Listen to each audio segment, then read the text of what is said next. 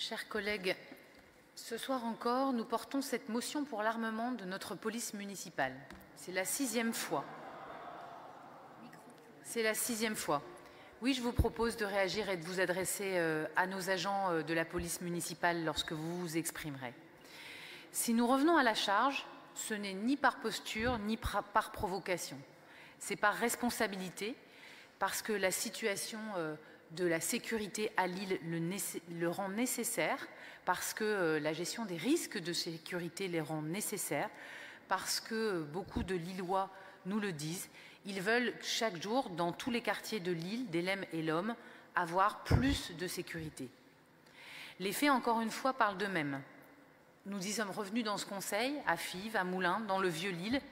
Beaucoup de riverains nous remontent des agressions, du trafic de drogue, le meurtre qui s'est déroulé à Lille Sud récemment d'un commerçant de la rue du Faubourg des Postes nous rappelle à quel point le narcotrafic et le trafic d'armes est effectivement présent dans notre belle ville de Lille, et nous ne pouvons l'ignorer.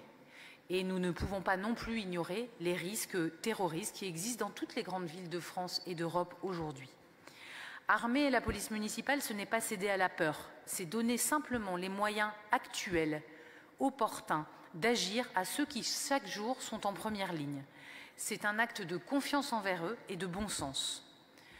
Pendant que vous résistez à cet armement de la police municipale que quasiment toutes les villes de France maintenant mettent en œuvre progressivement, eh bien même dans votre propre camp, le Parti socialiste, les villes, les unes après les autres, décident d'armer leur police municipale.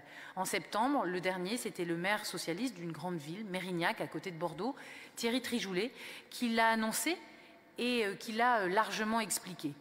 Pourquoi? Parce qu'il a expliqué que le contexte a changé, parce que ce contexte l'exigeait, parce qu'il a compris que protéger ses agents, c'est protéger les habitants. Alors oui, je l'imagine, monsieur le maire, vous êtes coincé, parce que je crois que vous avez envie d'écouter vos agents de police municipale, vous vantez de plus en plus les vertus de ces agents, vous en recrutez de plus en plus. Vous vous rendez compte que le fait que notre ville de Lille refuse de les armer nous fait perdre de nombreux bons éléments qui viendraient bien s'installer à Lille, mais qui vont vers des villes où ils sont mieux protégés. Et vous ne pouvez pas prendre cette décision parce que l'ombre de l'ancien maire, qui l'a toujours refusé dogmatiquement, pèse encore sur vous.